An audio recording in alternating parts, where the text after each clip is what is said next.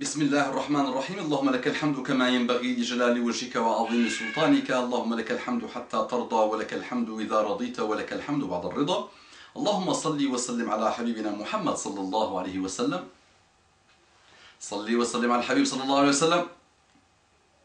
Il commence à étudier sa vie, il commence à apprendre de sa vie, il commence à connaître ses sahaba, notre salaf salih, il commence à avancer vers Allah subhanahu wa ta'ala et sache que la vie est très courte et que l'ange de la mort rôde.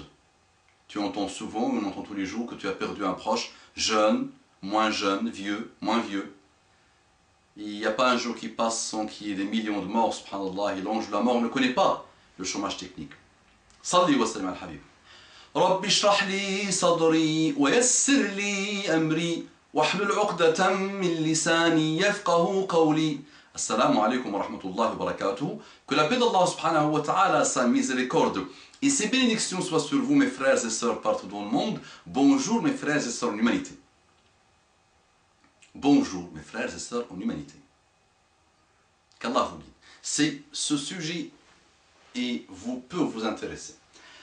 Salam alaikum Abu Umama. Wa alaikum salam wa rahmatullahi wa barakatuh. Ma sœur, comment vas-tu? Ça se passe? La hawal bikhair, tout va bien? Masha'Allah. J'aimerais tout d'abord vous dire que vos posts et vos rappels me font du bien. Alhamdulillah. Et j'aimerais vous faire part d'un problème que j'ai rencontré récemment en espérant avoir une réponse, Inch'Allah. Cela fait pas très longtemps que j'ai embrassé l'islam, Alhamdulillah. Ma foi en Allah est là. Mais elle est encore toute fragile, comme un nouveau-né. Si je puis dire.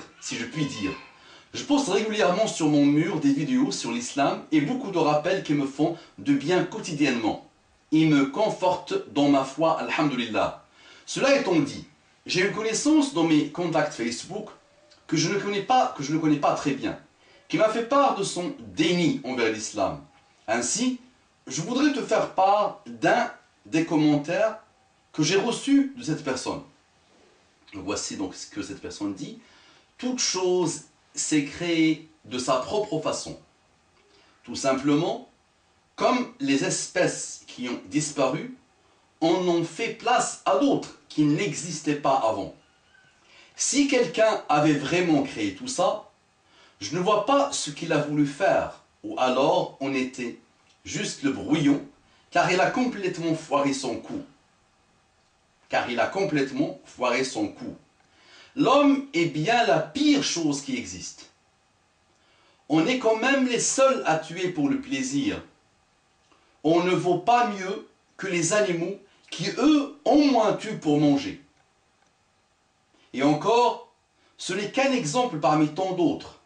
Soyons clairs et précis. Voici ma vision en résumé. Je ne crois pas au paradis, ni à l'enfer, ni même à la résurrection. Pourquoi? Parce qu'il n'y a rien qui prouve concrètement que cela existe. Oui, il y a beaucoup de choses écrites dans des livres, certes, mais ça ne prouve absolument rien. Maintenant, il existe peut-être, mais dans ce cas, je n'ai pas de souci à me faire, vu que Dieu a dit qu'il fallait pardonner. Donc bon, j'ai rien à craindre. D'ailleurs, question que je me suis toujours posée, pourquoi l'enfer existe-t-il si Dieu pardonne à tout le monde? Ça n'a aucun sens. Fin du commentaire de ce monsieur. Qu'Allah le guide. À la lecture de ce commentaire, j'ai été triste et vraiment mal, car ses idées sont totalement erronées. J'aimerais lui apporter des éléments concrets sur la chose, mais malheureusement, je ne dispose pas d'assez de connaissances. J'aimerais et j'ai besoin d'aide. Barakallahu fikum, votre sœur en Allah. Wa fiki barakallahu ma sœur.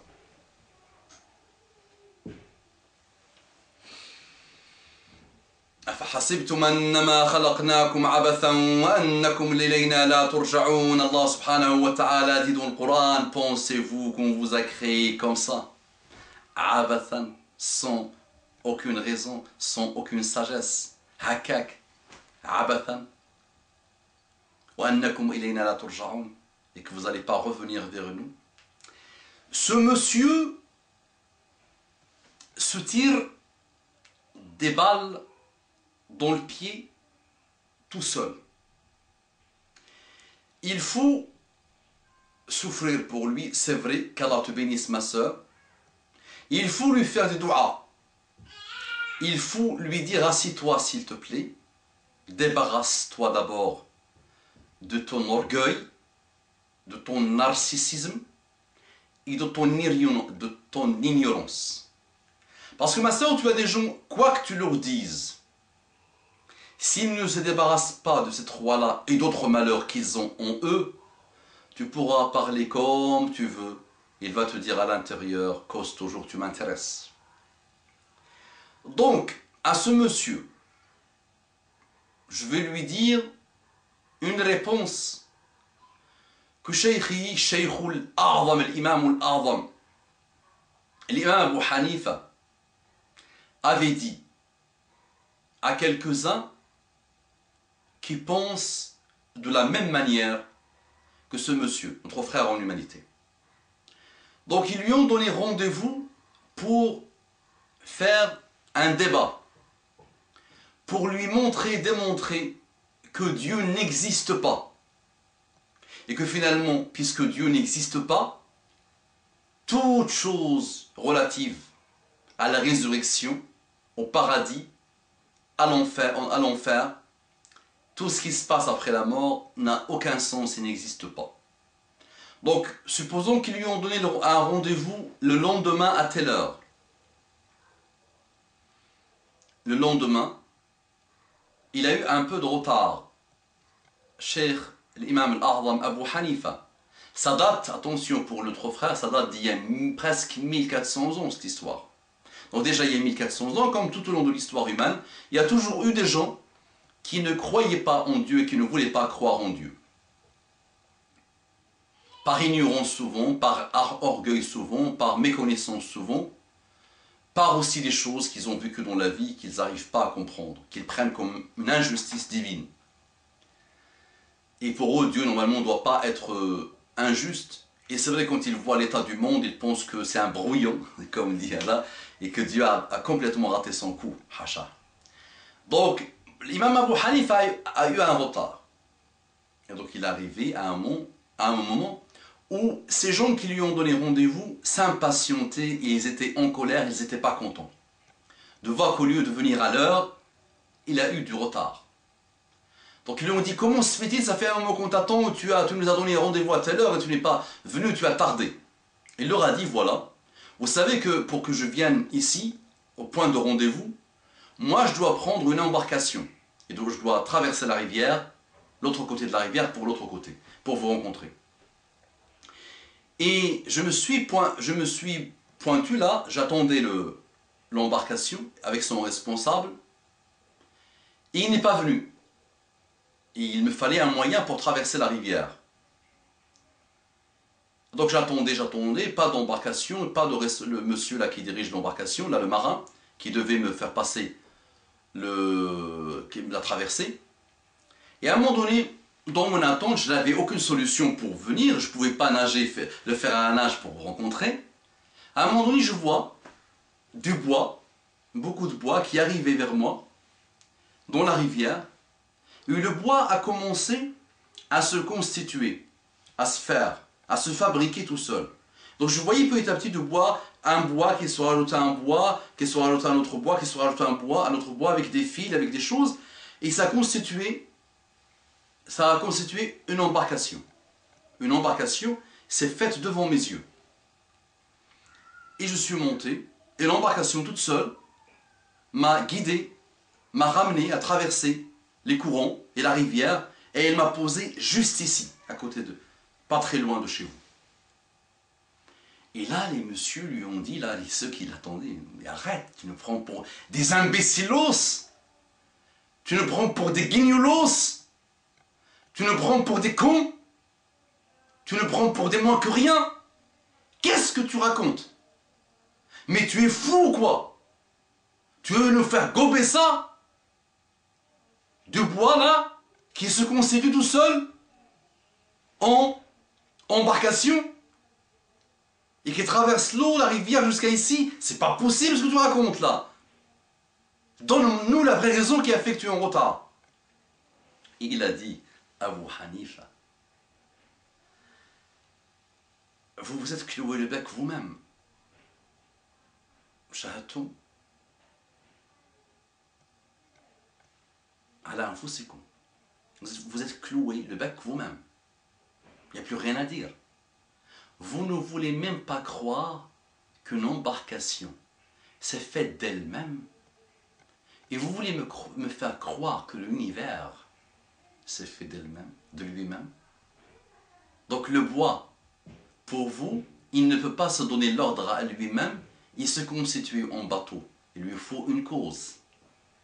Comment vous croyez alors que l'univers en entier, avec les milliards et les milliards et les milliards et les milliards de créatures qu'on connaît et des autres qu'on ne connaît pas, se sont fabriqués tout seuls, se sont donné l'ordre de se fabriquer tout seuls? Voilà une réponse. On peut tergiverser comme on veut après. On peut parler comme on veut. Ce monsieur doit être honnête, ma sœur. Il doit être honnête. Il doit mener la recherche de sa vie. Il doit arrêter de se prendre pour quelque chose parce qu'il n'est rien. C'est même pas un atome dans l'univers, le pauvre. Comme moi, comme toi, comme tout le monde. Par rapport à la création de Dieu. Donc il faut absolument qu'il soit honnête. Maintenant, cette notion de Dieu pardonne, Dieu a foiré son coup, non. La sagesse d'Allah subhanahu wa ta'ala a voulu qui dans l'humain le bien et le mal. Et la sagesse d'Allah subhanahu wa ta'ala nous dit que celui qui fait grandir le bien en lui réussira et celui qui fera grandir le mal en lui échouera. Et on a les prophètes tout au long de l'histoire humaine, et on a eu Muhammad sallallahu alayhi wa sallam, et on a eu le miracle des miracles, le Coran. Et je te défie, mon frère, d'étudier le Coran, qui nous indique comment la sagesse d'Allah subhanahu wa ta'ala a voulu que le monde soit, et que de toute façon, Allah subhanahu wa ta'ala est juste. Toute justice humaine, toutes les justices de toutes les créations depuis Adam jusqu'à la fin des temps ne sont rien à côté de la justice d'Allah subhanahu wa ta'ala. Donc ceux qui mettront le mal et installeront le mal dans le monde mériteront l'enfer, mon frère, ma sœur. Donc oui, Allah est pardonneur, oui, mais il ne pardonne pas tout. Et il a mis en place beaucoup de choses. Et il t'a donné beaucoup de chances pour que tu reviennes vers lui. Donc si tu le refuses catégoriquement, ta place sera en enfer. Parce que on t'a montré, et Allah subhanahu wa ta'ala t'a donné beaucoup d'occasions pour te repentir et pour venir vers lui, tu le refuses. Donc tu as, par toi-même, toi qui prétends que les autres sont injustes, toi-même tu commets la plus grosse injustice, inégalée et inégalable.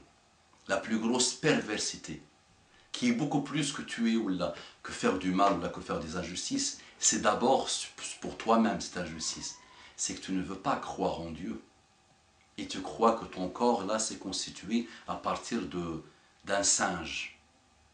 Si c'est toi, si c'est ta croyance, continue mon frère. Bah, si tu descends d'un singe, ok, bah continue mon frère. Qu'est-ce que tu veux que je te dise? C'est normal que tu ne crois pas en l'existence de Dieu. Sachant que les singes glorifient Dieu. Donc toi, tu es pire qu'un singe dans ta manière de penser. Le singe est beaucoup mieux que toi. Parce que le singe au moins glorifie Dieu. Comment tu le sais? Le Coran le dit. Mais le Coran, il n'est pas la parole de Dieu. Je te défie. Je te donne ce que tu veux. Ce que tu veux, allez. Ce que tu veux. Des milliards, devant toute la planète, je te le dis, allez. Et crois en moi que je n'ai pas été conditionné, comme vous dites dans les écoles de Pakistan. Comme vous le dites. Allez, je te donne ce que tu veux. Démontre-moi, prouve-moi que le Coran comporte une faute, une seule. Allez, défie les yeux dans les yeux. Prouve-moi que le Coran comporte une faille, une seule. Une seule. Ah, bah, je défie devant toute la planète.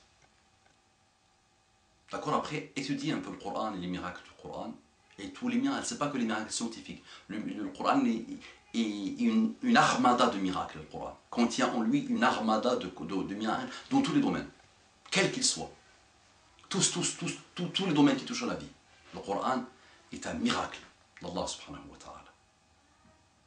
Et après, intéresse-toi à la vie de Muhammad sallallahu alayhi wa sallam et aux milliers de prophéties de Muhammad sallallahu alayhi wa sallam qui se sont réalisés et qui continuent à se réaliser.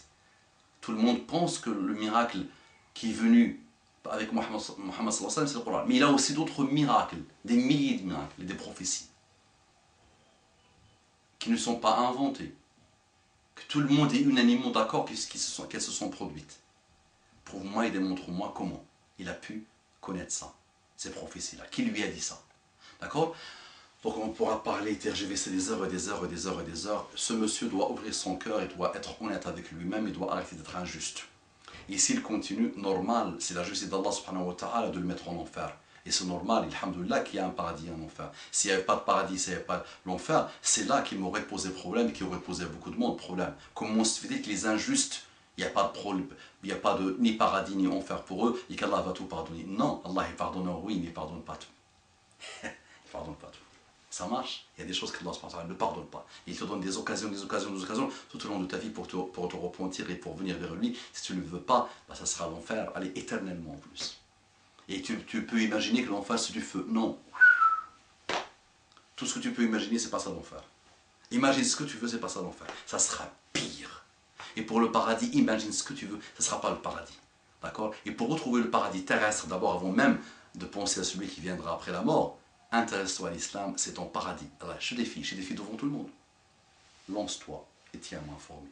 أقول قولي هذا واستغفر الله لكم فاستغفروه إنه كان غفارا رحيما. كالله تجد mon frère. اللهم ارضنا وارض عنا اللهم اقبلنا وتقبل منا اللهم صل وسلم على حبيبنا محمد. اللهم آت نفوسنا تقواها وزكها أنت خير من زكاها أنت وليها ومولاها. اللهم اهدنا واهد بنا واجعلنا سببا لمن اهتدى. اللهم اهدنا واهد بنا واجعلنا سببا لمن اهتدى. اللهم اهدنا واهد بنا واجعلنا سببا لمن اهتدى.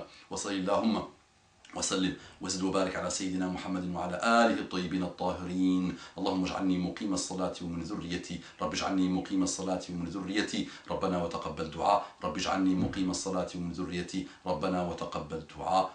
Osez propager cette vidéo. Osez propager cette vidéo. Osez propager cette vidéo et les autres. Barakallahu fikum. Qu'Allah vous bénisse. Salam alaikum wa rahmatullahi wa barakatuh.